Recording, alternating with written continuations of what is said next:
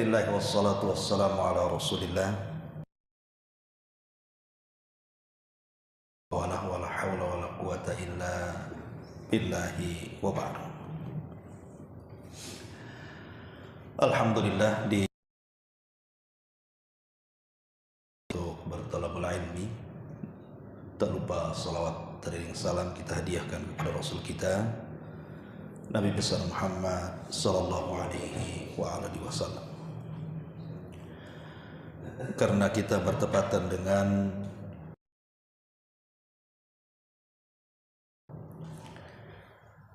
tentu setiap tahun kita akan melewati bulan ini.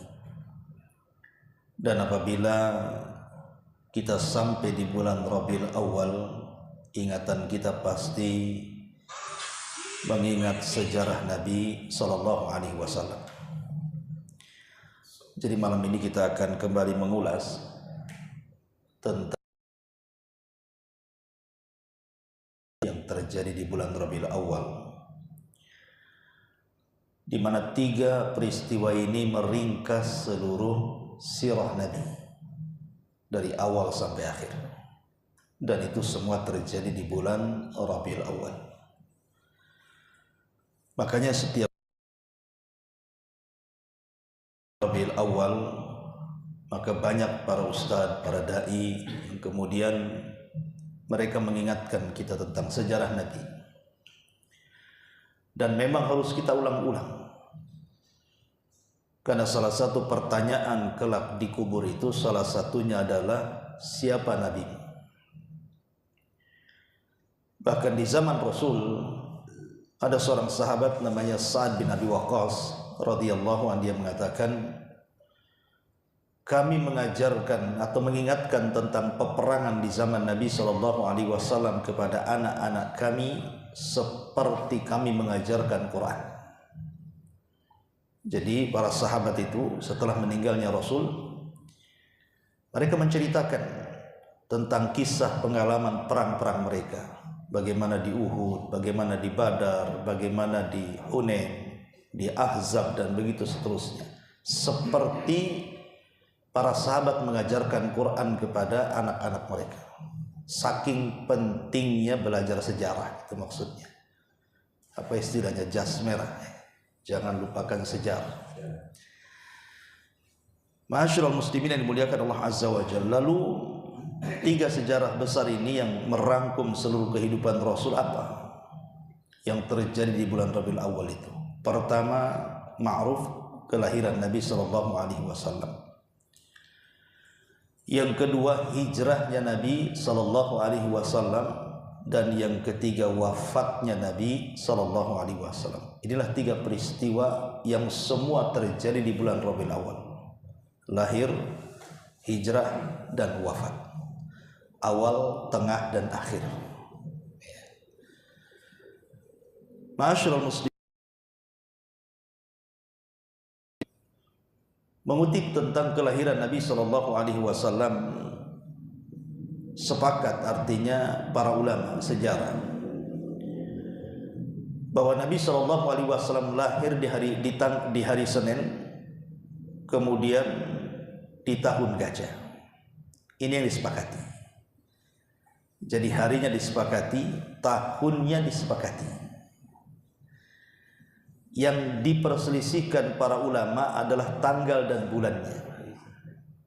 Karena ada yang mengatakan Rasul itu lahir di tanggal 2, ada yang mengatakan lahir di tanggal 8, ada yang mengatakan lahir di tanggal 12, ada yang mengatakan lahir di tanggal 18, ada juga yang mengatakan lahir di tanggal 21. Di bulan apa? Mayoritas para ulama sejarah lahir di bulan Rabiul Awal. Tetapi ada juga yang berpendapat seperti Imam Ibnu Hazm mengatakan lahir di bulan Ramadan.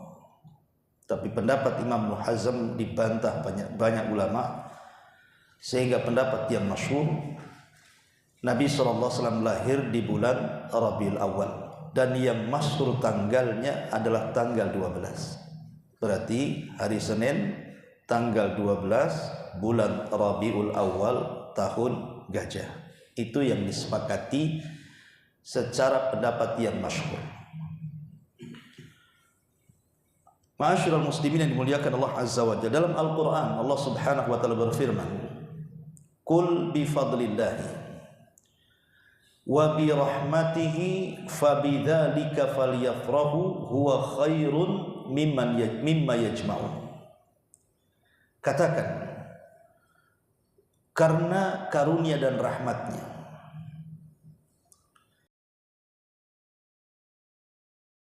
itu lebih baik daripada dunia yang kalian kumpulkan, dan tidak ada karunia dan rahmat yang besar melebihi diutusnya Nabi sallallahu alaihi wasallam dan dilahirkannya Nabi sallallahu alaihi wasallam ke permukaan bumi. Banyak sejarah saat kelahiran Rasul, walaupun sebagiannya sahih, sebagiannya dhaif. Seperti yang masyhur, yang tidak sahih tapi masyhur. Seperti saat kelahiran Nabi sallallahu alaihi wasallam, padam api Majusi yang sudah bertahun-tahun mereka jaga. Saat kelahiran padam tuh api ini. Tapi riwayat ini tidak sahih, tapi masyhur gitu ya. Kemudian juga hancurnya atau robohnya 14 tiang istana Persia saat kelahiran Nabi sallallahu alaihi wasallam, ini juga masyhur tapi tidak sahih. Adapun yang sahih, saya sebutkan 3 perkara, karena memang Al-Quran yang mencatat. Dalam surah Ras, terjadi perang gajah itu peristiwanya terjadi 50 hari sebelum kelahiran. Jadi perang gajah itu dihancurkannya Abrahatul Asram, maka setelahnya 50 hari atau 1 bulan setengah lah kurang lebih, lahirlah Nabi. Kemudian peristiwa yang kelahiran Nabi sallallahu alaihi wasallam. Kemudian yang ketiga, saat Nabi SAW dilahirkan, Aminah melihat ada cahaya yang terpancar dari rahimnya memancar ke arah Persia dan Romawi. Ini jelas riwayatnya gitu ya. Dan disebut irhasat, keanehan-keanehan saat kelahiran Nabi sallallahu alaihi wasallam. Termasuk juga Allah memfungsikan bintang untuk melempari syaitan, sehingga dibuat meteor-meteor yang melempar setan, sehingga setan tidak bisa lagi mencuri dengar berita yang ada di langit. Nah, itu semua keajaiban yang Allah Subhanahu wa taala ciptakan karena akan lahir seorang nabi yang kelak akan menjadi penutup para nabi, bahkan pemimpinnya para nabi dan rasul. Rasul kita Muhammad sallallahu alaihi wasallam. Ma'asyiral muslimin yang dimuliakan Allah Subhanahu wa taala, bahkan setelah terjadi perang gajah, Allah Subhanahu wa taala membuat keamanan secara mutlak di negeri Mekah. Tidak ada negeri yang lebih aman di zaman itu kecuali negeri Mekah. Bahkan kalau orang Mekah itu melakukan safar, baik ke Syam ataupun ke Yaman, tidak ada satupun manusia berani mengganggunya. Itulah yang disebutkan dalam surah Quraisy. Li'ila fi Quraisyin ila fihim rihlatas syita. Syita kemana? Ke Yaman. Saif itu artinya liya'budu rabb hadzal bait. Sembahlah Rabb pemilik al-bait, Baitullah. Kenapa? Karena dia sudah memberikan keamanan. Wa amanahum min khauf, keamanan dari rasa takut. Jadi orang-orang Mekah kemana itu nggak diganggu. Kenapa nggak diganggu? Karena akan lahir seorang nabi. Maka betul saat orang-orang Yahudi Madinah melihat bintang Ahmad, kemudian para padri Yahudi itu berkumpul dan memastikan malam itu harus ada orang lahir dari kalangan Yahudi, tetapi tidak ada satupun keluarga Yahudi yang lahir di Madinah. Keesokan harinya mereka mendengar dari arah Mekah ada yang lahir di Sallallahu alaihi wasallam, sehingga padri-padri mengatakan qad dhahabat nubuwatu Bani Israil, sungguh telah hilang kenabian Bani Israil dan berpindah kepada Bani Ismail, maksudnya orang Arab. Dari sejak itulah Yahudi hasad sehingga memerangi Rasul dan para sahabat karena tidak terima, kenapa enggak dari kami yang ratusan tahun menunggu di Madinah kelahirannya, rupanya diambil pula oleh orang-orang Arab. Sampai hari ini Yahudi hasadnya luar biasa kepada kaum muslimin. Ma'asyiral muslimin yang dimuliakan Allah Subhanahu wa taala. Ketika Nabi sallallahu alaihi wasallam lahir, tadi saya sebutkan harinya hari Senin, di waktu duha hari Senin. Kemudian tanggal 12 bulan Rabiul Awal tahun gajah, Rasulullah SAW lahir. Maka saat Nabi SAW lahir, wanita yang pertama menyusui tentu ibundanya Aminah. Tapi karena susunya kurang baik, akhirnya kemudian disusukan kepada Thuwaibah. Thuwaibah ini budaknya Abu Lahab. Kemudian karena kebiasaan orang-orang Mekah ini tidak mau meletakkan bayi-bayi mereka di kota. Ingat, tidak ada satupun nabi orang desa ya. Semua nabi itu orang kota. Bukan merendahkan desa, tidak. Tapi tidak ada semua nabi yang lahir di desa. Semua nabi itu lahir di kota, termasuk Nabi sallallahu alaihi wasallam, ya. Jadi kebiasaan orang kota itu biasanya menitipkan bayi-bayi mereka di desa dengan beberapa alasan. Satu, untuk kesehatan, karena di kota itu banyak wabah di zaman itu. Kemudian yang kedua, untuk supaya bahasa Arabnya itu murni, tidak tercampur aduk, karena di kota sudah terkontaminasi bahasa lain, ya. Kemudian yang ketiga, untuk kemandirian, supaya tidak manja, itu ya. Karena kalau dirawat di desa itu akhirnya disuruh gembala kambing. Kemudian juga untuk kekuatan badan dan fisik dia. Itulah alasan kenapa di zaman itu meletakkan bayi-bayi di desa dengan membayar orang-orang desa dan menyusui mereka.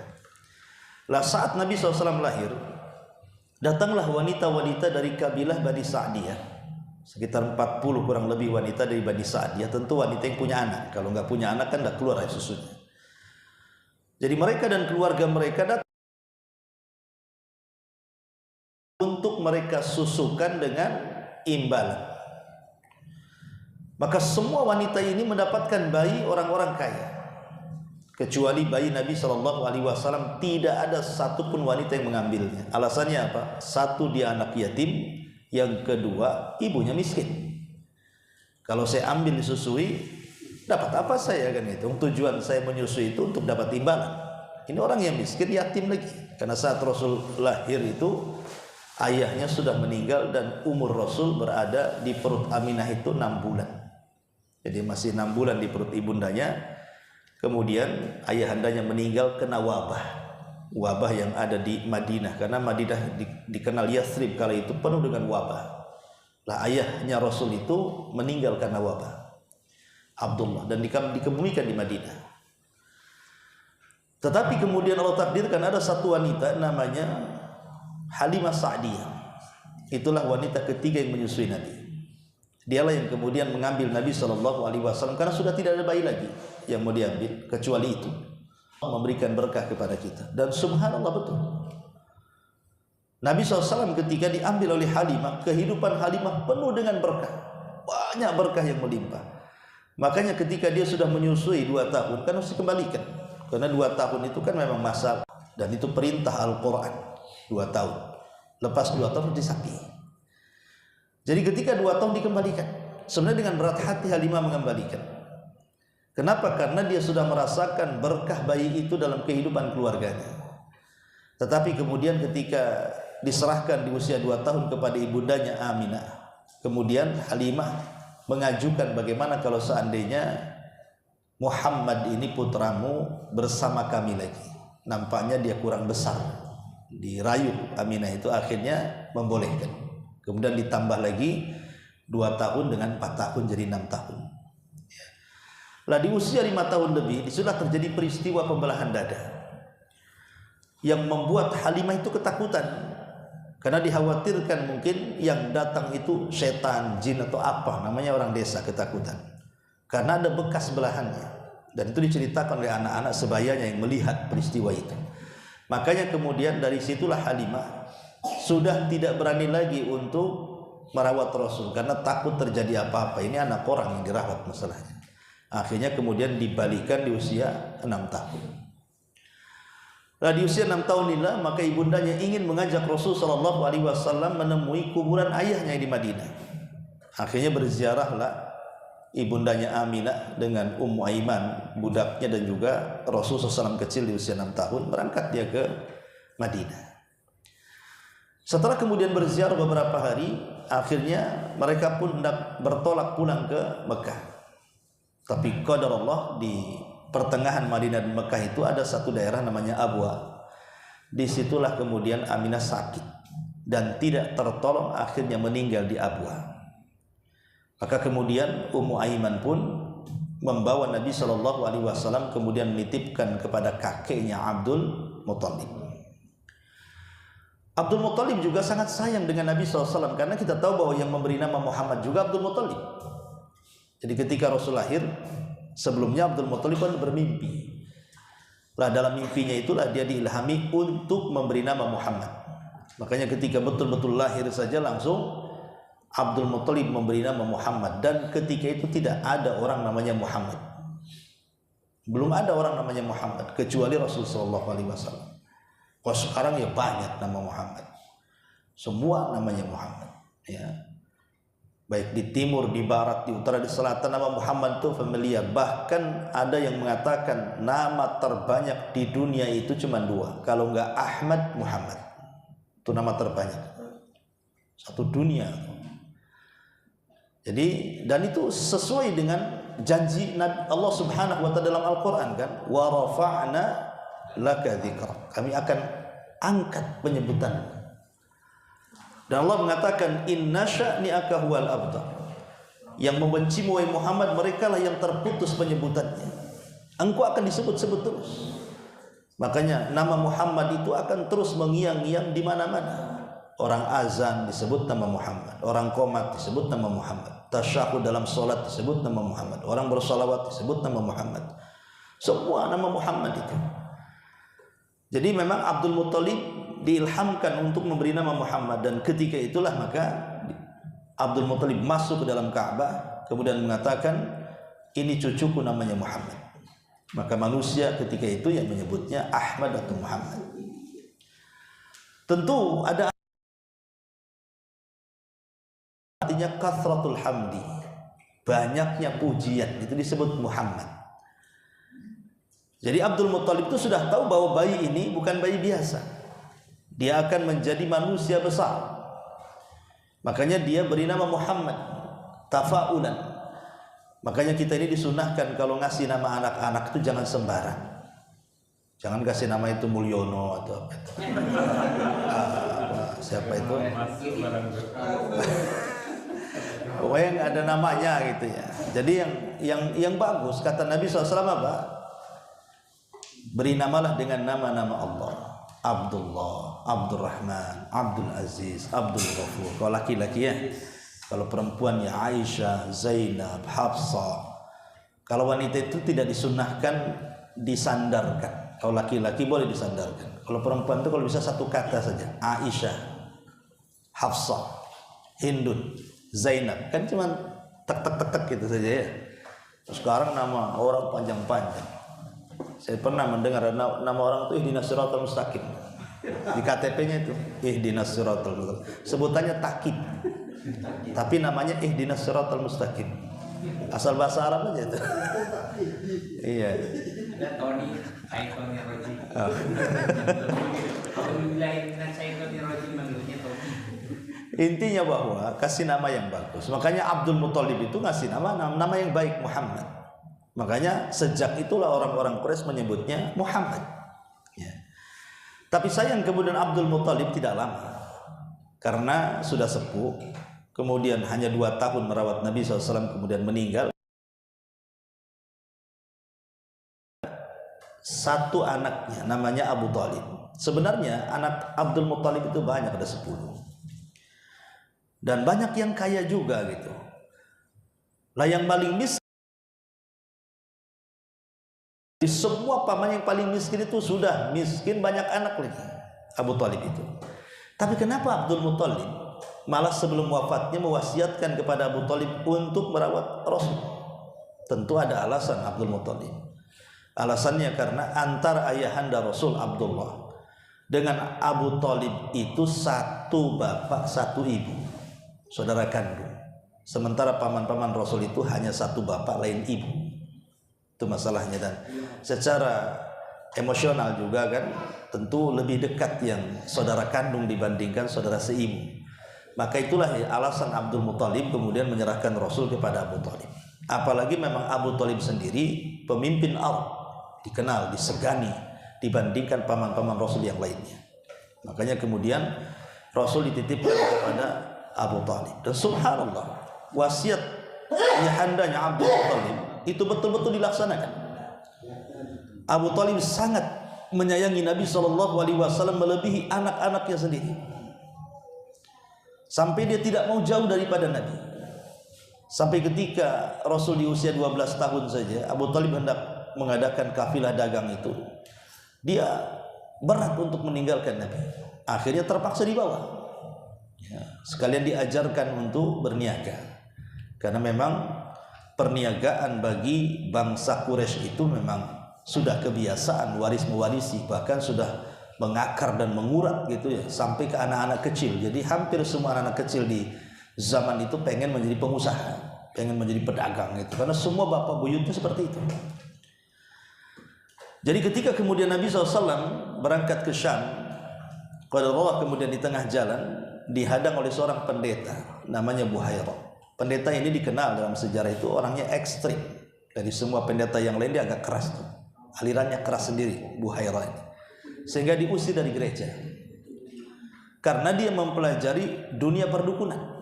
Buhairah ini bukan hanya sekedar pendeta, tapi juga dia ada ilmu-ilmu dukunan. Sehingga dia punya ramalan. Punya ramalan tentang Nabi SAW, kemunculan Nabi. Makanya dia diusir dari gerejanya. Kemudian dia membuat kemah di tepi jalan yang biasa dilalui oleh kafilah-kafilah dagangnya orang Arab. Makanya ketika ramalannya sudah mendekati bahwa ini harusnya dalam hari-hari ini harus terjadi ramalan ini, melihat ada kafilah dagangnya Abu Thalib, biasanya dia cuek saja kalau ada kafilah dagang orang Mekah yang mau lewat, lalu lalang pun tidak pernah disapa gitu. Tapi qadarullah pula ketika kafilahnya Abu Thalib lewat, tiba-tiba dicegat. Kemudian dijamu makan di rumahnya. Kemudian bertanya, apakah sudah lengkap? Kata Abu Thalib, belum. Ada anak saya, dia tidak di sini, dia di sana sedang menunggu dagangan kami. Kata Buhairah, panggil dia. Akhirnya dipanggillah Nabi SAW. Disulah kemudian Buhairah melihat bahwa dalam anak itu ada tanda-tanda kenabian. Makanya setelah itu dia minta kepada Abu Thalib, jangan diteruskan, pulang lagi ke Mekah. Karena kalau seandainya tanda ini diketahui, maksudnya tanda di antara dua bahu ini, ya ada semacam tanda di sini, ada bulu ya di belakang itu, ya. Tapi bukan panu, ya. Itu tanda kenabian. Jangan pula punya tanda di belakang saya jadi nabi pula. Jadi Buhairah tahu. Makanya kemudian diyakinkan dengan pertanyaan kepada Abu Thalib, apakah anak ini masih ada bapak? Kata Abu Thalib, saya bapaknya. Kata pendeta ini, kadzabta, dusta kamu. Anak ini tidak punya bapak katanya kan. Tahu dia. Ya. Kemudian dibiarkan beberapa hari di rumah Buhairah dan diteliti sama Buhairah itu. Maka dia melihat bagaimana kalau melewati batu ada suara salam, melewati pohon juga ada suara salam, dan banyaklah tanda-tanda awan yang menaungi. Itulah yang kemudian kata Buhairah kepada Abu Thalib, kau saksikan, lihat ponakanmu itu. Dia bukan orang biasa. Kalau orang biasa tidak mungkin awan mengikuti dia. Batu mengucapkan salam, pohon mengucapkan salam. Dia itu nabi, bawa balik bahasa kitanya. Akhirnya kemudian oleh Abu Thalib pun, karena yang ngomong Buhairah bukan orang biasa, dibawa baliklah takut. Maka di usia 12 tahun Nabi SAW tidak seperti anak-anak yang lainnya yang mereka bisa bersama ayah mereka pergi ke Syam. Karena tadi Abu Thalib ada kekhawatiran bahwa apa yang dikatakan Buhairah itu menjadi sebuah kebenaran. Takut dia mati kalau seandainya ketemu orang Yahudi di Syam, karena kan Syam banyak orang Yahudi. Lah, tetapi Nabi SAW sendiri tidak kehabisan akal untuk menolong pamannya. Ingat, salah satu akhlak Nabi SAW yang patut kita tiru adalah akhlakul wafa. orang Arab itu mereka dikenal akhlaknya dengan akhlakul wafa. Wafa itu artinya kalau antum atau anda berbuat baik sama saya satu kali, saya akan balas berkali lipat kebaikan anda. Itu disebut wafa. Ya. Jadi kalau umpamanya Pak Iqbal ini berbuat baik sama saya satu kali, saya akan balas berkali-kali. Itu akhlak wafa, itu yang ada pada diri Nabi itu. Dan itu menjadi akhlak Arab. Ya, wafa itu. Lah itulah yang kemudian tertanam pada diri Nabi. Dia teringat dengan kebaikan pamannya, dia ingin balas kebaikannya. Dia tidak mau merepotkan lagi. Makanya di usia 12 tahun dia akhirnya sudah menjadi penggembala. Dengan upah yang sangat-sangat kecil. Qararit disebutkan dalam hadis itu. Kecil sekali upahnya. Tapi memang tidak ada pekerjaan lain, apalagi pekerjaan kecuali kemudian cari orang kaya yang banyak kambingnya, kemudian dia menjadi penggembala merawat kambingnya dengan upah. Itulah yang bisa dilakukan Rasul. Tapi di sini kan sebuah pelajaran besar. Bagaimana di usia 12 tahun Rasul sudah mandiri, itu saja. Saya kira anak-anak kita nggak tahu mandiri, nggak tahu nggak, kadang-kadang udah kuliah aja masih minta duit bapaknya. Ya, tolonglah transfer bi katanya kan. Itu sudah kuliah. Udah kawin pun masih juga minta modal sama orang tuanya kan. Nabi 12 tahun dewasa. Udah bisa menghidupi dirinya dan membantu pamannya lagi, anak-anak pamannya kan banyak anak-anaknya itu. Inilah bagaimana Rasul mencontohkan kepada kita kedewasaan. Makanya saya lihat waktu pengalaman saya di Yaman itu, saya lihat anak-anak guru-guru kita di sana itu yang masih kecil-kecil usia 7 atau 6 tahun itu, kalau minta sesuatu itu orang tuanya gak pernah ngasih, guling-guling di padang pasir itu kan, dibiarin aja, nanti berhenti sendiri, ujung-ujungnya main sendiri di pasir-pasir itu. Kalau kita mana orang tua anak nangis, panik orang tua, semua dibelikan, dari kecil dibelikan, besar pun dibelikan. Akhirnya nggak dewasa akhirnya kan anak itu, karena disuapi terus masalahnya. Bahkan yang kata Imam Ibnul Qayyim itu, wa fasadul abna, kerusakan anak itu akibat yang paling besar adalah orang tuanya yang merusak. Kata Imam Ibnul Qayyim, kebanyakan anak itu rusak itu karena orang tuanya, bukan karena dunia luar. Sebab anak ini kalau kita didik dari kecil, ya, biasanya ya, kalau seandainya Allah takdirkan setelah besar dia rusak, pasti dia akan balik. Pasti dia akan balik. Kalau kita didik baik-baik ini ya, dari kecil kita didik sholat, ngaji, belajar agama. Qadarullah umpamanya sudah SMA dia nakal, tapi nanti kalau sudah besar itu dia akan balik lagi, baik lagi. Kenapa? Karena ada dasar agama. Tapi kalau tidak ada dasar agama, kemudian dia rusak, susah baliknya itu. Yang begitu tabiat manusia. Nah di sini Nabi SAW kemudian sejak kecil sudah luar biasa, dia mengajarkan kepada kita kedewasaan sampai usia 18-19 tahun dia menjadi penggembala. Bahkan ketika jadi penggembala inilah sifat Nabi SAW yang disebut dengan Shadiqul Amin ini dikenal manusia. Kenapa? Karena di usia-usia 17-18 orang Arab itu kan biasa nikah muda. Orang Arab di zaman itu biasa nikah-nikah itu belasan tahun dah nikah di zaman itu. Makanya Rasulullah nikah dengan Aisyah kan 6 tahun usianya, baru digauli 9 tahun. Ya biasa di zaman itu nikah muda. Jadi seusia-usia Nabi SAW 17-18 itu sudah harus nikah. Lah satu hari kemudian ketika terjadi pesta pernikahan, musim nikah gitu ya, kalau di zaman kita mungkin bulan apa tuh, bulan Dzulhijjah ya biasanya barang orang nikah tuh. Nah, jadi mereka itu kan bingung, kawan-kawannya Rasul itu, kalau seandainya mau menghadiri di pesta pernikahan, otomatis cemana kambing-kambingnya ini.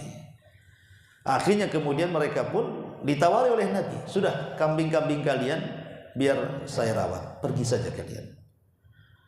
Akhirnya satu persatu kemudian melihat kejujuran Rasul, kalau dititipi kambing walaupun ribuan itu tidak ada yang sakit, nggak ada yang hilang, nggak ada apa. Disitulah maka sesama kawan-kawannya di penggembala kambing itu Rasul sudah dijuluki orangnya Shadiqul Amin tuh, orangnya jujur, amanah kan gitu. Apalagi kambing-kambing yang dititipi juga nggak ada yang hilang. Dan kambing di sana kan bukan kayak kita ini punya 20 kambing udah kaya di sana. Di sana orang miskin pengembala 100 kambingnya biasa kan itu. Jadi kambing sana banyak karena memang makanan utamanya orang sana kan memang kambing kan gitu ya. Harus banyak lah kan gitu. Tapi itu luar biasanya Nabi SAW membalas kebaikan, mengajak Nabi, ayolah gantian, biar kambing-kambingmu kami yang urus, kau berangkat aja ke sana, ke acara. Tapi Rasul tak mau. Akhirnya kemudian dibujuk kawan-kawannya mau. Tapi memang Nabi SAW sudah ditarbiyah oleh Allah Azza wa Jalla. Min riayatil ghanam ila riayatil umam tadi. Nabi itu kalau di acara itu tidur dia. Dia nggak pernah menyaksikan apa dalam acara itu. Karena kan acara-acara pernikahan di zaman itu biasa minum khamar, tabarruj. Ya, pokoknya yang haram-haram lah. Nabi tak tahu menahu, datang tidur gitu, makan balik gitu saja. Jadi tak tahu apa yang terjadi dalam pesta. Kalau kita kan enggak, ini ada organ, sekalian saya nyumbang lagu lah. Itu kalau sekarang. Celakanya ada pakai peci, joget pula paling depan itu. Kacau kadang-kadang ya. Jadi Nabi itu tidak pernah tahu kehidupan maksiat apa. Memang betul-betul disiapkan oleh Allah Azza wa Jalla. Belum lagi kemudian memang penggembala kambing sendiri kan melahirkan banyak akhlak kan gitu ya. Akhlak sabar, akhlak berani, akhlak rahmat, kasih sayang, macam-macam lah ya. Memang sengaja Allah Subhanahu wa taala arahkan menjadi penggembala kambing dan tidak menjadi penggembala unta. Kalau penggembala unta kan keras orangnya. Seperti Umar itu kan penggembala unta. Makanya lihat, karakter Umar itu kan keras ya. Tapi setelah masuk Islam justru manusia paling lembut dia. Awalnya keras Umar itu ya, memang karakter penggembala unta, karena unta sendiri tercipta tabiat itu dari setan. Makanya kalau wudu, kalau makan unta kita batal wudunya, harus wudu balik. Tapi kalau kita makan daging kambing kan nggak batal wudunya. Ya itulah. Dan kita juga dilarang tidak boleh sholat di kandang unta, tapi boleh sholat di kandang kambing. Kenapa? Karena unta itu cemburu. Kalau tempat tinggal dia ada orang di situ, dikejar kita, bisa dituncang kita di situ. Tapi kalau kambing kan cuek saja. Memang tabiatnya beda unta dengan kambing. Makanya tabiat unta itu melahirkan kekerasan, tabiat kambing itu melahirkan kelembutan. Intinya bahwa ya sekitar belasan tahun Rasul penggembala kambing, dan itu juga terlontar dari ucapannya. Kata Nabi SAW, "Ma min nabiyyin illa wara'al ghanam." Tidak ada satupun nabi kecuali mereka menjadi penggembala kambing. Kemudian ditanya, "Wala anta ya Rasulullah?" Termasuk engkau wahai Rasul? Ya, termasuk saya. Saya pernah menggembala kambing, kata Nabi. Lah setelah kemudian usia 18-19 tahun, maka Rasul meninggalkan menjadi penggembala kambing dan mulai dia melakukan perniagaan, mengikuti tradisi kaumnya.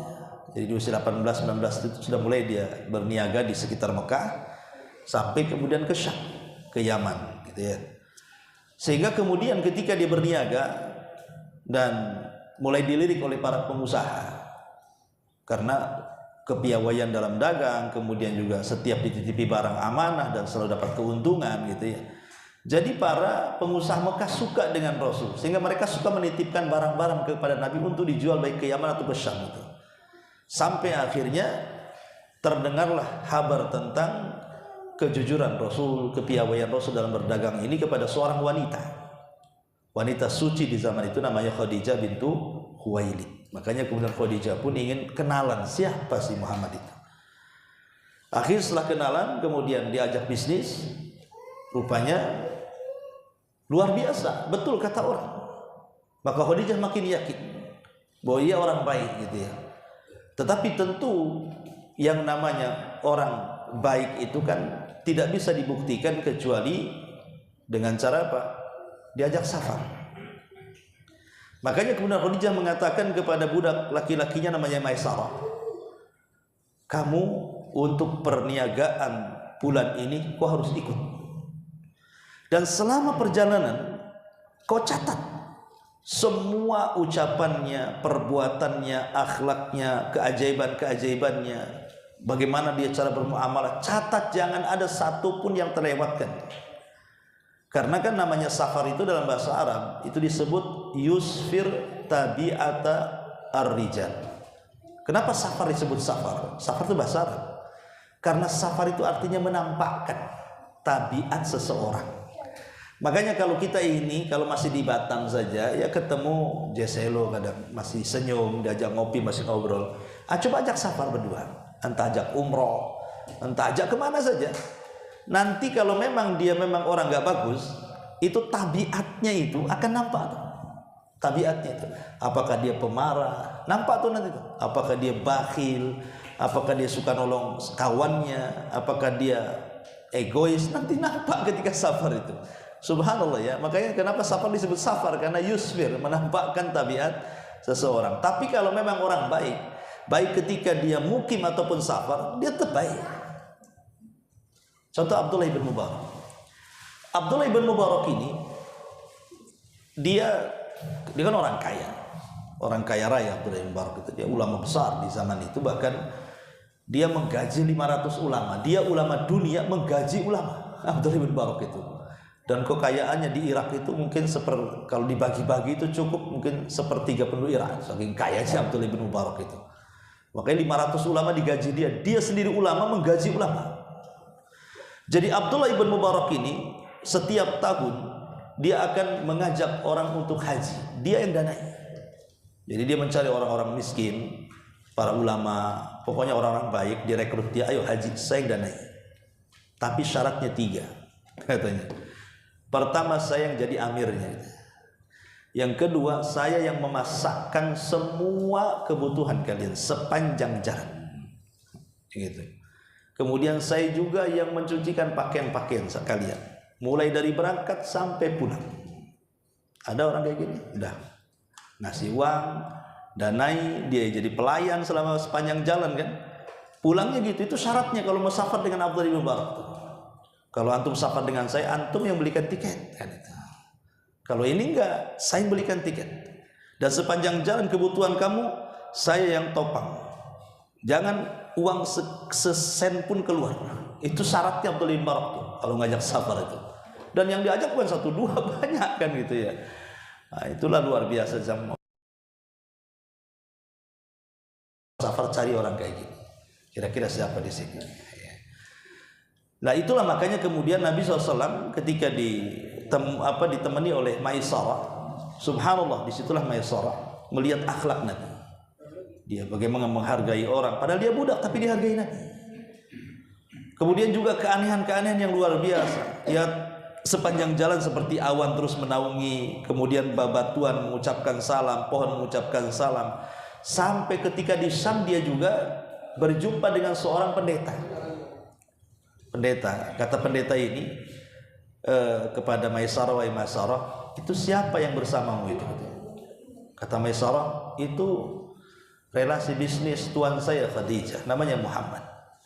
Kenapa emangnya? Kemudian pendeta ini mengatakan, tahu enggak, tidak ada manusia yang duduk di pohon itu katanya, kecuali dia seorang nabi. Kata pendeta itu. Oh, disitulah Maisarah kaget gitu ya, karena ketika pendeta mengatakan tidak ada yang duduk di bawah pohon itu kecuali seorang nabi, itulah yang kemudian dilaporkan kepada Khadijah. Sang pendeta kepada Maisarah itu, bahwa orang ini akan jadi nabi. Disitulah timbul kecintaan Khadijah kepada Rasul. Makanya kemudian dia mengutus Nafisah untuk mengatakan, datanglah kepada anak muda itu Muhammad, mau nggak nikah dengan saya? Akhirnya kemudian Nafisah pun bicara dengan Rasul, mau nggak menikah? Kata Rasul, dengan siapa? Dengan Khadijah lah, dengan siapa lagi? Tetapi sekali lagi Rasul itu memiliki sifat wafa. Dia mengatakan, hatta astadzina ammi, tunggu saya izin pamanku dulu, Abu Thalib. Itu wafat namanya. Ya, dia walaupun ayahnya sudah meninggal, tapi dia ingin menghargai pamannya, tetap dia minta izin. Sebagaimana ketika dia juga diajak dagang oleh Khadijah, tidak langsung diiyakan. Dia mengatakan kepada pamannya, bolehkah saya berniaga dengan Khadijah? Kata pamannya, boleh. Boleh. Kata pamannya, tidak. Enggak. Nah, termasuk juga ketika kemudian ditawarkan mereka dengan Khadijah, dia mengatakan, hatta astadzina ammi, oh tunggu dulu sampai saya minta izin sama pamanku. Ketika pamannya mendengar, bahagia sekali kan itu. Akhirnya kemudian pamannya mengatakan, baik kalau gitu saya melamarkan. Akhirnya kemudian Abu Thalib datang ke rumah Waraqah ibn Naufal, kan itu kerabatnya Khadijah. Kemudian dilamarkan kepada Waraqah bahwa Rasul akan menikahi Khadijah. Maka terjadilah pernikahan pertama yang memuliakan wanita di zaman itu. Di zaman itu nikah. Kemudian membuat walimah dengan menyembelih kambing. Di zaman itu belum ada walimah. Tapi Rasul membuat walimah, makan-makan. Kemudian maharnya ada yang mengatakan 20 ekor unta, ada yang mengatakan 40 ekor unta dengan 400 dirham. Dan itu mahar yang luar biasa di zaman itu. Karena wanita di zaman itu kan tidak ada harganya. Di zaman jahiliyah itu, kalau punya anak wanita lahir saja kadang-kadang dikubur hidup-hidup gitu ya, saking bencinya dengan wanita.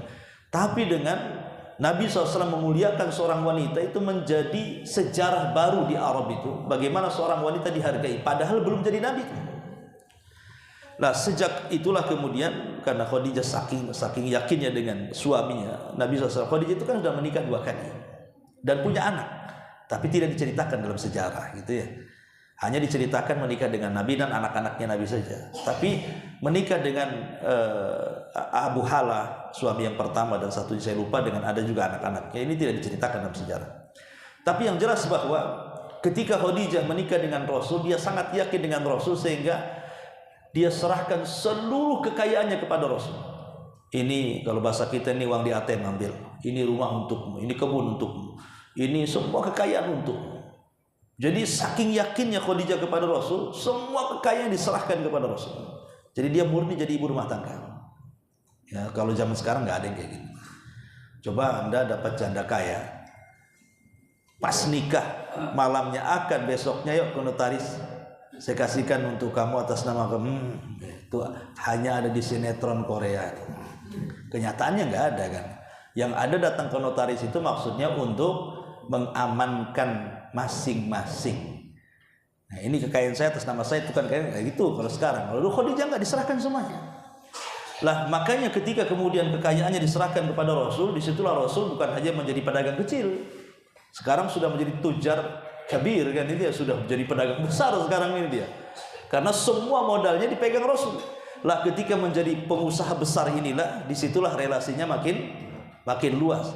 Dan ini salah satu juga skenario Allah. Kenapa Nabi SAW setelah menjadi penggembala kambing, kemudian dari situ faedahnya banyak akhlak yang diserap oleh Rasul, kemudian diarahkan menjadi peniaga dan pedagang. Karena biasanya pedagang itu akan banyak kenal orang. Pedagang itu biasanya kenal banyak orang, ya kan? Tapi kalau pengusaha, kalau karyawan PT atau buruh, ya paling di pabriknya saja kawan-kawannya kan itu ya. Nah, ataupun mungkin kalau dia buruh tani, ya orang-orang tani aja, di kebun ya di kebun saja, di toko ya orang-orang toko saja. Tapi kalau pedagang pasti dia kemana-mana. Dia kenal daerah, kenal orang, relasinya pun luas. Itulah pedagang. Kenapa demikian? Karena Nabi SAW memang sudah disiapkan seperti itu. Makanya ketika menjadi peniaga inilah mulai dia kenal Abu Bakar, kenal Umar, kenal Utsman, kenal Abdurrahman, kenal Abu Ubaidah. Jadi banyak akhirnya ketika menjadi peniaga itu kenallah para pembisnis Arab itu. Terutama Abu Bakar. Abu Bakar itu kan terkenal tujarul zahab dia. Ya, dia itu seorang pedagang emas. Abu Bakar itu pedagang emas, dan kita tahu pedagang emas itu kan menguasai pasar. Karena kecil dijual tapi untung besar. Kalau beras itu 1 truk dijual, uangnya kecil kan gitu. Coba kalau emas 1 truk kan gitu, udah utang Indonesia lunas itu ya.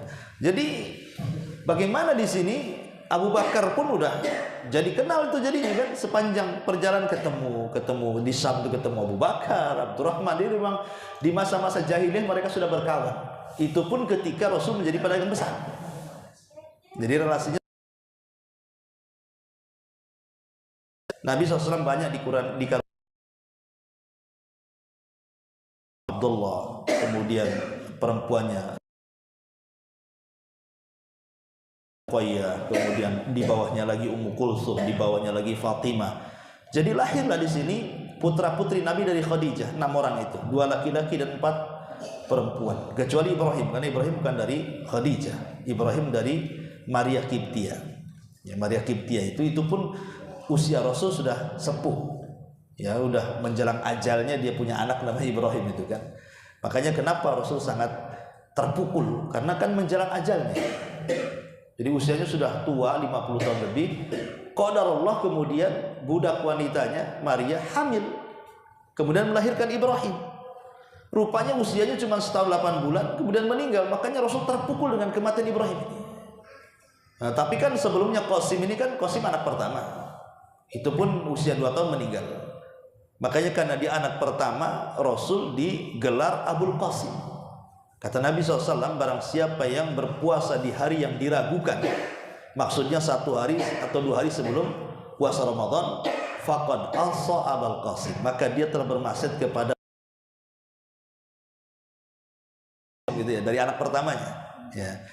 Kemudian Abdullah ini lahir setelah Rasul diangkat jadi nabi, makanya namanya beda, Abdullah. Jadi udah ke Islaman kan, karena setelah diangkat jadi nabi punya anak laki-laki Abdullah atau At-Thayyib. Tapi sayang juga di usia 1,5 tahun meninggal juga dia. Ya. Tapi kan ini kan periode Mekah gitu ya. Tapi kalau Ibrahim ini itu sudah menjelang wafatnya, usianya sudah 50 tahun ke atas gitu. Tahu-tahu dia masih diberikan anak. Ya gimana nggak bahagia Rasul itu dengan kelahiran Ibrahim. Tahu-tahu di usia setahun 8 bulan meninggal. Ya wajar terpukul kan. Makanya Rasul menangis sampai 3 hari. Sampai Abdurrahman mengatakan, Rasul, kau ini gimana? Katanya kita tidak boleh niyaha apabila ada orang. Ini air mata sayang, bukan air mata mengeluh, tidak. Ini air mata sayang. Kemudian Rasul mengatakan, ya Abdurrahman, innal ain la tadma wa innal qalba la tahzan wa inna bi firaqika ya Ibrahim la mahzunun wa ma naqulu illa ma yarda rabbuna. Abdurrahman, mata ini bisa mengeluarkan air mata, hati ini bisa sedih. Perpisahanku dengan Ibrahim ini menyesakkan dada, tapi saya berusaha tidak mengucapkan sesuatu kecuali yang diridhai Allah, kata Nabi. Ya, jadi memang, dan karena anehnya lagi saat kematian Ibrahim terjadi gerhana, itu masalahnya. Gerhana matahari total. Dan itulah sepanjang sejarah Rasul dari mulai lahir sampai wafat, itulah gerhana total, gerhana matahari. Belum pernah disaksikan di zaman itu.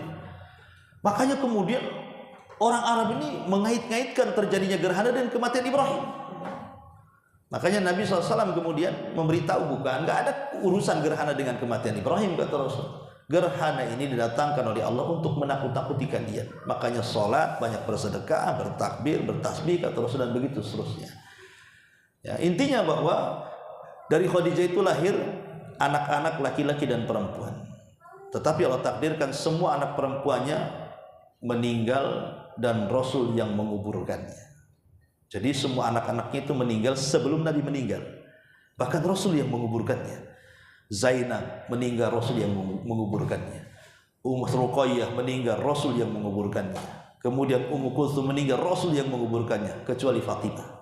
Karena Fatimah itu wafat setelah Rasul. 6 bulan Rasul wafat, 6 bulan setelahnya Fatimah.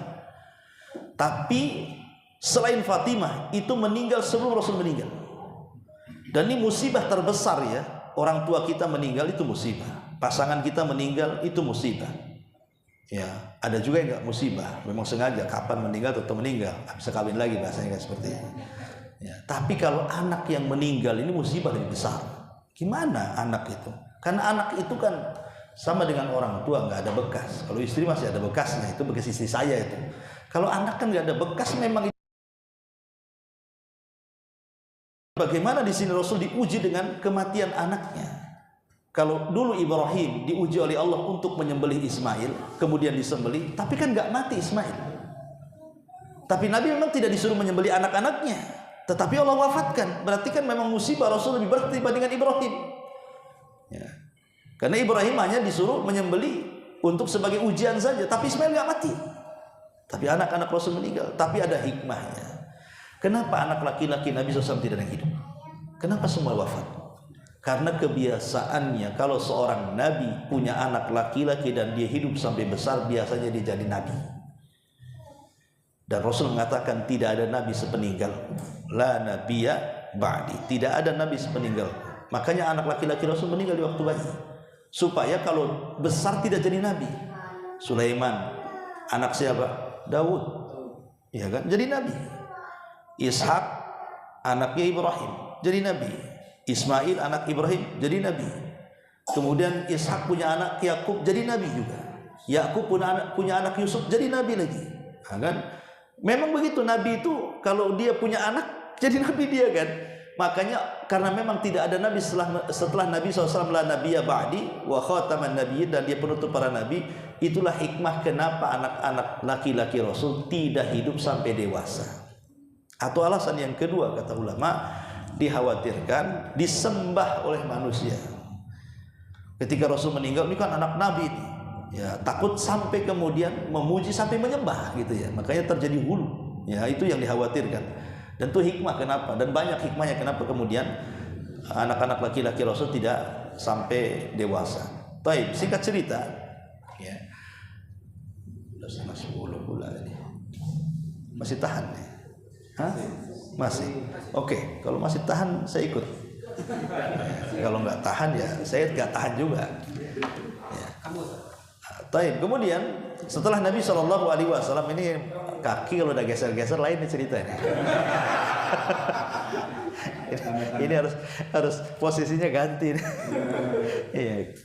Jadi Nabi SAW setelah kemudian memiliki banyak anak, lah di usia 37 tahun, Rasul itu sudah mulai bosan berdagang. Bukan tidak mau berdagang, tidak. Karena dia melihat masyarakat Arab itu semakin hari semakin gak jelas, semakin hari semakin jahat, semakin hari semakin rusak. Ya khomernya, ya zinahnya, macam-macamnya gitu ya. Jadi fitrahnya melawan. Ini udah gak beres ini masyarakat Arab ini. Sehingga dia gak kerasan di lingkungan masyarakat Arab itu. Makanya kadang-kadang setahun sekali, sebulan, di bulan Ramadan itu beliau keluar. Entah ke Muzdalifah, entah ke Mina gitu ya. Selama 3 tahun berturut-turut. Dari umur 37 sampai 40 tahun itu, tiap tahun dia pindah-pindah tempat tuh. Cari tempat untuk tafakur. Sampai persis ketika di usia 40 sebelum 40 kurang 6 bulan ya. Maka Nabi SAW dibuat peristiwa aneh oleh Allah, karena disebutkan dalam Sahih Bukhari dalam bab pertama tuh ada namanya, kalau antum buka Sahih Bukhari ada namanya bab bagaimana cara wahyu turun, bab kaifa badil wahyi. Kemudian dikisahkan tentang hadis Aisyah yang panjang sekali di situ. Nah, Aisyah radhiyallahu anha menceritakan bahwa Nabi itu 6 bulan sebelum diangkat, jadi Nabi selalu bermimpi. Mimpinya aneh, karena mimpinya seperti falak subuh. Jadi kalau malam bermimpi, kok jadi kenyataan mimpinya tuh. Dan ingat, mimpinya para Nabi itu wahyu. Ya kalau mimpi kita kan wangsit ya, atau mimpi. Tapi mimpi bagi kita kan ada 3 macam ya. Kalau mimpi baik, itu datang dari Allah, ceritakan. Tapi bercerita kepada orang yang baik. Jangan dicerita kepada orang yang hasad dengan kita, tetap takwilnya jelek. Cerita kepada yang baik dengan kita, jangan yang hasad ya. Yang kedua ada mimpi buruk, itu dari setan. Nah ini jangan diceritakan, pasti tidak akan terjadi. Pokoknya dalam mimpi itu dia jatuh dari ketinggian, mati gitu kan, kemudian terbangun, oh masih hidup rupanya saya. Gak usah diceritakan sama orang, gak akan terjadi. Itu hanya mimpi saja, karena itu datang dari setan. Atau mimpi karena ghazwatul fikr, karena banyak pikiran, ya banyak hutang, akhirnya kepikir, kok saya ditagih hutang dalam mimpi ini, ya ini namanya banyak pikiran kan, akhirnya masuk mimpi. Nah, jadi mimpi itu macam-macam, tapi mimpi itu ada mimpi yang baik. Lah Rasul itu bermimpi seperti falak subuh. Lah dalam mimpi itu juga digambarkan bahwa dia itu akan menemukan sebuah gua, nanti di guanya akan didatangi oleh seseorang. Pokoknya betul-betul sudah direncanakan dalam mimpi itu. Jadi Rasul ketika terbangun itu hanya mengikuti alur mimpi saja dia. Dalam mimpi dia harus ke gua dia. Rupanya guanya ada di atas, namanya gua Hira. Setelah dia pamitan dengan istrinya bawa perbekalan di bulan Ramadan yang cukup, maka dia ngikuti alur mimpinya, masuklah ke gua. Rupanya memang yang mengarahkan Allah gua itu, karena gua itu kan gua Hira, kalau Anda pernah umrah kan tinggi tuh gua Hira. Sekali dari situ.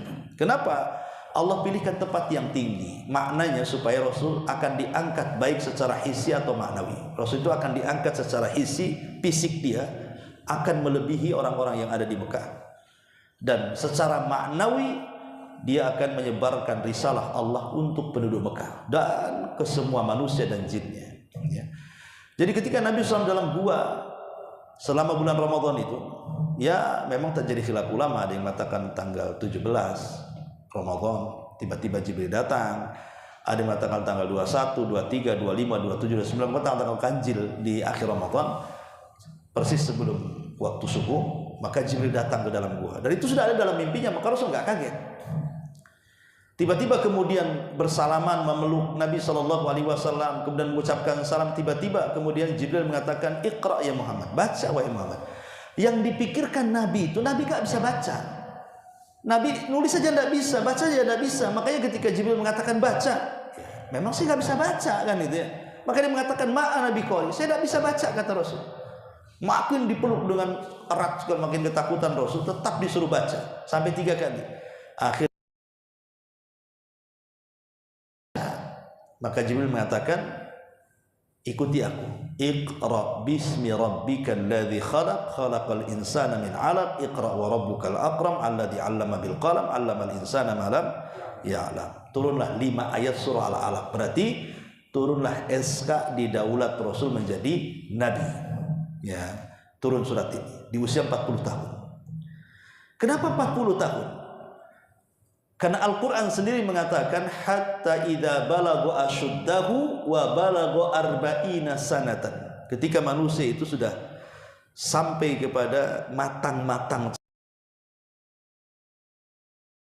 40 tahun, maka semua nabi rata-rata diangkat menjadi pemimpin itu 40 tahun. Kalau diangkat pemimpin di bawah 40 tahun itu masalah biasanya.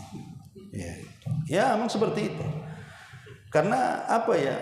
Lurus-lurusnya akal seseorang itu, dia stabil otaknya, stabil emosinya. Karena usia 40 tahun itu nikmat Allah secara keseluruhan sudah Allah berikan. Rata-rata sudah punya anak, sudah punya istri, yang dihadapi dia, ya, banyak relasi, cara berpikirnya pun tajam, luas. Itu 40 tahun. Quran yang mengatakan seperti itu. Dan kenyataannya juga Nabi diangkat di usia 40 tahun. Makanya antum kalau pilih ketua RT itu usia 10 tahun. Boleh kurang dari tahun. Oh. Masyaallah muslimin yang dimuliakan Allah Azza wa Jalla. Kemana-mana kita ceritanya. Taib. Jadi kembali di usia 40 tahun Rasul diangkat menjadi nabi. Lah ketika Jibril datang, habis itu tidak muncul lagi selama 6 bulan. Tidak muncul. Sehingga selama 6 bulan itu pikir itu apa yang datang ke saya di gua itu jin, ke setan, ke apa kan? Karena nggak muncul lagi sekali itu saja kan. Jadi Rasul ini aneh gitu. Dia bolak-balik ke gua sampai sesak dadanya. Ada apa ini? Dan siapa yang menemui saya itu sebenarnya? Ketika betul-betul sudah sesak dadanya sampai hampir-hampir Rasul mau bunuh diri, tapi ada juga yang mengatakan riwayat bunuh diri ini lemah katanya. Tapi ada yang mengatakan seperti itu. Disitulah tiba-tiba ada suara dari langit yang memanggil dia. Muhammad. Rasul nengok ke sini tak nampak orang. Muhammad. Nengok ke sini tak nampak, depan belakang tak ada pula nampak. Pas ke atas itulah terkejut rupanya. Dia melihat Jibril dalam bentuk asli yang memiliki 600 sayap yang satu sayap terbentang saddal ufuk antara terbit dan terbenamnya matahari. Bayangkan saking besarnya itu. Jadi kalau nengok ke depan sayap, belakang sayap, samping kiri sayap, saking menutup ufuk. Ya gimana nggak ketakutan? Anda saja kalau lagi benerin got depan rumah tiba-tiba ada ular piton 40 meter, apa nggak menggigil tuh? Ini besar lagi malaikat Jibril. Apa nggak menggigil Rasul kan? Ya lari kencang sekencang-kencangnya lah dia. Udah nggak ingat siapa-siapa, kencang larinya Rasul sampai masuk ke rumah. Sampai dia cari istrinya. Ya Khadijah, di mana ya Khadijah katanya. Tapi Khadijah wanita berakan. Ini suami lagi ketakutan, paham dia. Ketika Rasul mengatakan dathiruni, selimuti aku selimut. Kenapa minta selimut? Karena umumnya orang takut tuh kalau selimutan tuh kurang takutnya. Ya, jangan masuk kolong ranjang, ambil selimut. Biar kurang tuh. Apalagi istri di dalam pula kan gitu. Makin hilang takutnya. Khadijah masuk ke dalam selimut sambil membisikkan di telinga Rasul, wahai suamiku, peristiwa ini tidak mungkin menghinakan kamu. Karena kau ini orang baik, kau ini kalau ngomong jujur, kata Khadijah. Kau ini suka bersilaturahim, suka bantu. Ya, kau ini tidak melihat orang yang perlu dibantu kecuali kau bantu. Pokoknya semua kebaikan Rasul dibisikkan sama Khadijah. Ya, karena Rasul kan melihat makhluk. Ini apa maksudnya kan? Wajarlah ketakutan luar biasa. Ya, jangankan kalau kita lihat di masyarakat ya. orang awam lah kadang-kadang kan, pada malam-malam lihat sebelumnya belum ada burung hantu di atas genteng dia itu. Sekali tengok burung hantu di atas gentengnya, itu udah ketakutan tuh. Jangan-jangan ada yang mati nih katanya. Jangan-jangan saya pula yang mati katanya malam ini. Kadang orang ketakutan kepada baru burung hantu saja, atau burung gagak atau apa kan, atau nabrak kucing aja udah ketakutan gitu rasanya. Lah gimana Jibril yang sebesar itu, ya wajar Rasul ketakutan. Makanya Khadijah itu pandai dia menghibur. Cukup sampai situ tidak, esoknya ayo kita kunjungi kerabat saya Waraqah ibn Naufal. Boleh jadi ada petunjuk dari dia. Akhirnya datang kepada Waraqah, diceritakan. Kata Waraqah ibn Naufal yang memang dia pakar tentang kitab-kitab gitu ya. Walaupun ketika berjumpa dengan Rasul sudah sepuh dan buta matanya. Waraqah menjelaskan apa yang terjadi. Dijelaskanlah. Dia ketemu makhluk yang memiliki sayap begini. Kata Waraqah, itu namus. Kata Waraqah, namus itu maksudnya makhluk yang bersayap. Itu namus. Namus itu pernah turun kepada Musa dan Isa. Ingat Khadijah, suamimu akan jadi nabi, jaga dia. Kalau aku masih muda, kata Waraqah, ketika kaum wahai Muhammad mengusir kamu, aku yang akan membelamu. Kata Rasul, Waraqah yang benar aja. Orang-orang Mekah loh mengatakan aku ini jujur amanah. Masa mereka mengusir saya, katanya kan. Iya, aku akan diusir. Tapi tenang, kalau saya masih hidup sementara mereka mengusirmu, saya akan menghadapinya, katanya. Tapi saya 6 bulan setelahnya Waraqah juga meninggal. Ya 6 bulan setelah konsultasi itu Waraqah juga meninggal. Sehingga jadi khilaf, apakah orang dewasa yang pertama masuk Islam itu Waraqah ataukah Abu Bakar? Jadi khilaf ulama jadinya di sini. Ya. Intinya bahwa akhirnya Nabi betul-betul diangkat jadi Nabi. Kemudian setelah peristiwa 6 bulan setelahnya Rasul sedang tidur enak-enak, tiba-tiba malam-malam datang Jibril membangunkan Rasul. Ya ayyuhal mudaththir qum fa'anzir wa rabbaka fakabbir wa thiyabaka fatahhir wa rujza fahjur wa la tamnun tastakthir wa li rabbika fasbir. Turun surah Mudaththir. Hei orang yang berselimut, bangun. Bangun Nabi. Disitulah Rasul diberikan tugas. Disitulah akhirnya Rasul diangkat bukan hanya jadi Nabi, turun SK menjadi Rasul. Maka ada istilah ulama sejarah itu, nubbi'a bil alaki wa ursila bil mudaththiri. Diangkat jadi Nabi dengan turun surah Al-Alaq, kemudian diangkat menjadi Rasul dengan turun surah Al-Mudaththir. Setelah itu kemudian dakwah. Banyak tantangan luar biasa ya. Dari dakwah Rasul mulai dari Syria 3 tahun. 3 tahun itu sembunyi-sembunyi.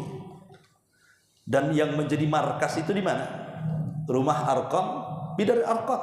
Rumah Arqam itu di atas Bukit Safa, yang sekarang jadi Sa'i itu. Di situ rumahnya Arqam. Ya. Dan Arqam ini, Arqam ibn Abi Arqam ini, itu dari kabilah Abu Jahal. Dan itu satu-satunya kabilah Bani Mahzum yang masuk Islam itu Arqam bin Abi Arqam itu. Dan masih muda, usia 17 tahun masuk Islam. Makanya kenapa Nabi SAW menjadikan rumahnya markas Islam pertama. Disebut namanya markas Islam pertama dalam sejarah ya rumahnya Arqam bin Abi Arqam itu di atas Bukit Safa itu. Ya. Kenapa Rasul menjadikan markas pertama dekat dengan Mekah? Yang kedua, supaya musuh-musuhnya tidak percaya bahwa di situ ada markas. Karena kan masa sih usia 17 tahun rumahnya. Nah, Arqam ini berusaha menutupi dirinya, keislamannya ditutup-tutupi sehingga orang nggak tahu. Makanya kenapa setelah hijrah ke Madinah, Nabi SAW sebagai balas budi kepada Arqam bin Abi Arqam karena rumahnya dijadikan markas, dia kemudian membangun sebuah rumah yang sekarang kita kenal dengan rumahnya Arqam bin Ibn Abi Arqam di Madinah sebagai balas budi Nabi. Karena dialah rumah pertama. Ya, walaupun kemudian rumah ini diwakafkan setelah meninggalnya Arqam, itu diwakafkan sampai ke kalau nggak salah Bani Abbasiyah, sampai Bani Abbasiyah. Kemudian ada penguasanya Khalifah Ja'far al-Mansur meminta supaya dijual, tapi tak mau sama keluarganya. Akhirnya dikasuskan, dicari-cari, dicelah-celah supaya mau dijual tuh.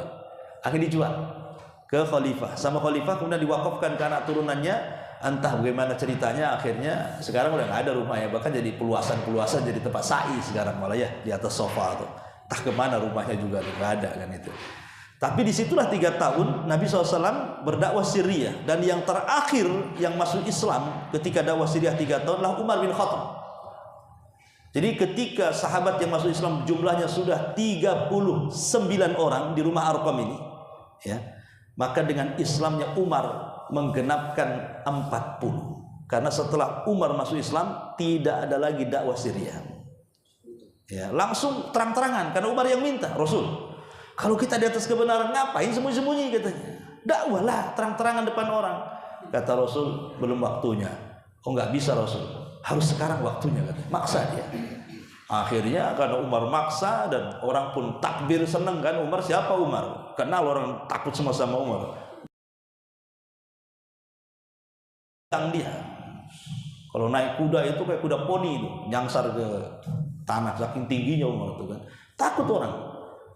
Makanya di zaman itulah ketika Umar masuk Islam dan dialah orang ke-40 di rumah Arqam, Umar tak sabar. Ini harus terang-terangan. Nah, sejak itulah beralih dari dakwah sirriyah 3 tahun ke dakwah jahriyah. Lah, dakwah jahriyah luar biasa karena kalau waktu sirriyah kan nggak ada yang tahu, sehingga tantangannya nggak ada. Sekarang terang-terangan, ya jelas macam-macam tuh tantangan tuh. Sampai akhirnya apa? Saking kuatnya tekanan dakwah ini, sampai siapapun yang melindungi Rasul, maka dia pun akan kena. Termasuk Bani Hashim. Sehingga diboikot Bani Hashim 3 tahun diboikot sampai kelaparan. Sampai harta Khadijah habis ketika pemboikotan itu. Bahkan setelah 3 tahun pemboikotan, Abu Thalib kemudian sakit meninggal dunia. Kemudian 6 bulan setelahnya Khadijah menyusul sehingga tahunnya disebut tahun kesedihan, Amul Hazni, ya. Baru setelah itu Rasulullah seperti kehabisan akal lagi sudah. Cemana orang? Gak ada lagi orang yang bela dia. Akhirnya dia udah mulai diancam mau dibunuh. Dia pun kemudian ingin cari tempat baru untuk berdakwah, kepikiran ke Taif. Berangkatnya ke Taif. Sampai di Taif lebih jahat lagi orang Taif, mengusir Rasul. Sehingga akhirnya Rasul bingung mau masuk ke Mekah diancam dibunuh. Mau ke Taif juga orang Taif juga sama jahat-jahat. Akhirnya terpaksalah Rasul harus tinggal di perbatasan antara Taif dengan Mekah, di kebun kurma Mughirah. Disitulah kemudian Nabi SAW sholat fajar dan masuk Islam dari kalangan jin sebanyak 7 atau 8 jin dari kabilah Yaman. Itulah sahabat dari kalangan jin pertama yang beriman kepada Rasul, yang dengan wasilah 8 jin nawasib ini ribuan jin masuk Islam. Ya, jadi ketika Nabi SAW ke Taif tidak ada satupun manusia yang masuk Islam. Kemudian Allah pilihkan satu manusia namanya Adas. Adas ini ya orang Nasrani masuk Islam. Karena dia ada di kebun itu, Adas itu. Yang kedua 8 jin dari kalangan Nasibah Yaman. Kemudian wasilah 8 jin ini waktu ribuan jin masuk Islam. Ya, padahal jin ini mendengarkan Quran cuma 1 kali. Ketika Rasulullah subuh Allahu Akbar dia baca Quran, kedengaran sama jin, langsung masuk Islam. Sehingga Allah mengatakan dalam surah jin itu, qul uhiya ilayya annahu istama'a nafarun minal jinni faqalu inna sami'na qur'anan ajaba. Langsung beriman jin-jin itu. Subhanallah, ini kan keajaiban. Ada jin itu sekali dengar Quran dia beriman. Ada manusia itu berkali-kali dibacakan Quran tidak beriman. Aneh saya kata. Ya. Dan saya pikir dulu itu, saya kira kalau baca Quran setan aja yang lari. Sekarang orang pun kalau dibaca Quran bisa lari. Coba aja kalau orang kumpul-kumpul duduk situ baca Quran. Boleh jadi kita diusir atau mereka yang pergi kan? Dasar setan katanya. Nah, sampai akhirnya tekanan demi tekanan Rasulullah sampai dia bisa masuk ke Mekah lagi. Kenapa? Karena ada jaminan dari siapa? Dari Hatim, Adi ibn Hatim, Hatim At-Ta'i namanya. Adi ibn Hatim At-Ta'i dijamin. Ya, akhirnya dia pun bisa masuk lagi. Kalau nggak ada jaminan nggak bisa masuk Rasul ke Mekah. Lah sejak itulah Rasul akhirnya dakwah sirriyah lagi karena nggak bisa lagi terang-terangan. Disitulah Rasul makin sempit sampai kemudian setahun sebelum hijrah Rasul ingin menghibur, Allah ingin menghibur Rasul, terjadilah peristiwa yang disebut Isra wal Mi'raj. Perjalanan dari Mekah ke Palestina, Masjidil Aqsa, dari Masjidil Aqsa ke Sidratil Muntaha. Disitulah Rasul diperjumpakan dengan 7 nabi yang akan menjadi bekal dakwah dia. Di langit pertama Nabi berjumpa dengan Nabi Adam.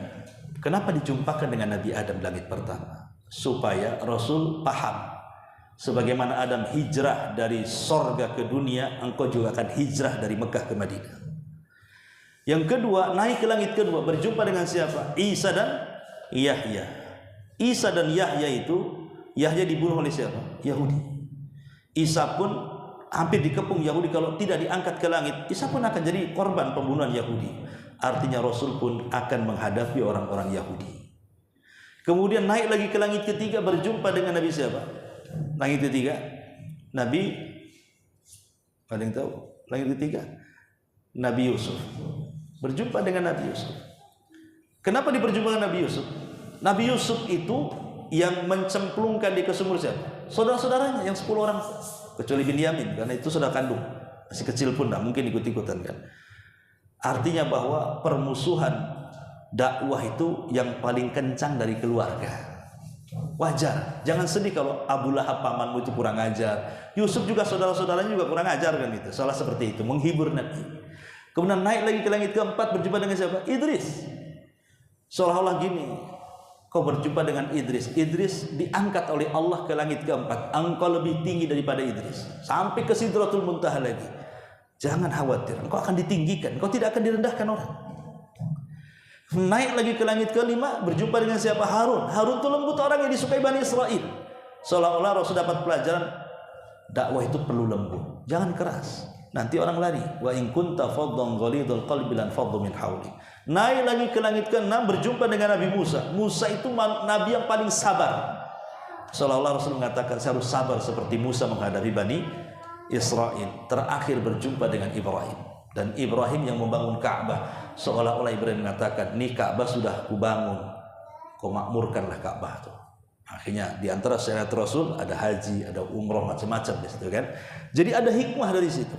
Belum lagi kemudian dipertemukan dengan berbagai macam makhluk luar biasa di angkasa raya sana, sampai ke Sidratul Muntaha, sampai masuk ke surga, diperlihatkan neraka dengan peristiwanya, kemudian turun lagi.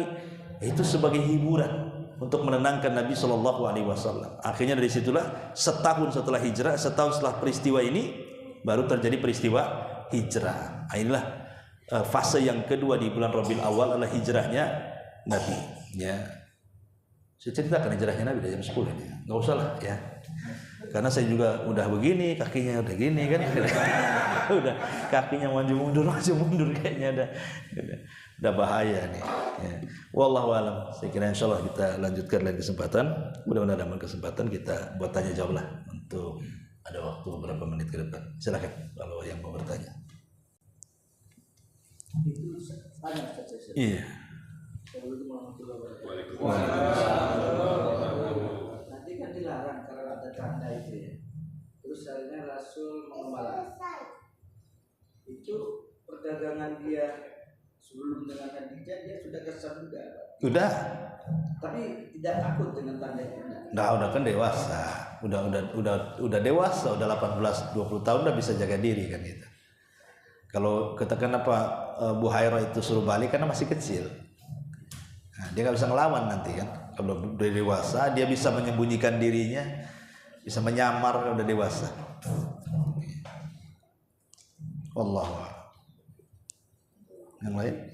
Rumahnya Arkam. Iya. Kan ini Jabal Qubais. Di sini dia Sa'id, tempat orang Sa'id itu. Kalau di situ dekat perusahaan itu rumah Rasulullah. Jadi sebenarnya dekat. Tapi Khadijah itu ada dekat Jabal Qubais juga itu rumahnya.